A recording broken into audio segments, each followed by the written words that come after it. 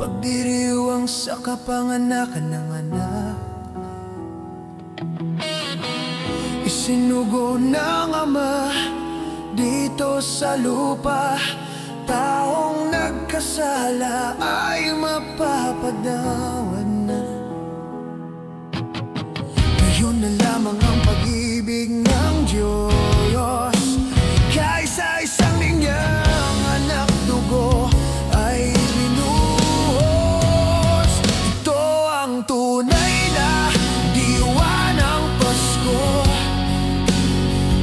Ang anak ng Diyos ay pumarito upang tubusin ang sala ng mga tao, tanggapin kanyang regalo na si Jesucristo.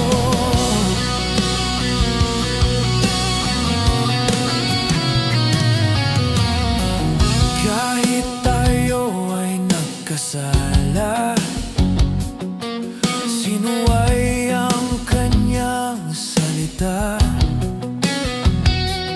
Tayo ay lilinisin at patatawarin niya, basta tayo'y magtiwala sa anak niya. Kayo na lamang ang pag-ibig ng Diyos, kaysa isang ninyang anak dugo ay binuhos. Ito ang tunay na diwa ng Pasko. Ang anak ng Diyos ay pumarito upang tubusin ang sala ng mga tao, tanggapin kanyang regalo na si Jesucristo.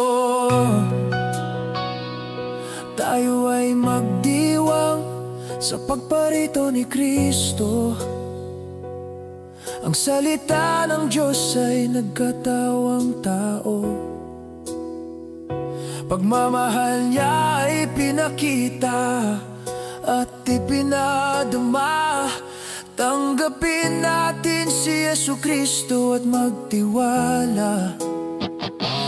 Tayo ay magdiwang sa pagparito ni Kristo. Ang salita ng Diyos ay nagkatawang tao.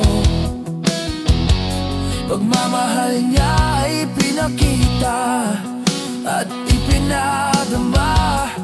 Tanggapin natin si Jesucristo at magtiwala. Ito ang tunay na diwa ng Pasko. Ang anak ng Diyos ay pumarito upang tubusin ang sala ng mga tao, tanggapin kanyang regalo na si Jesucristo. Ito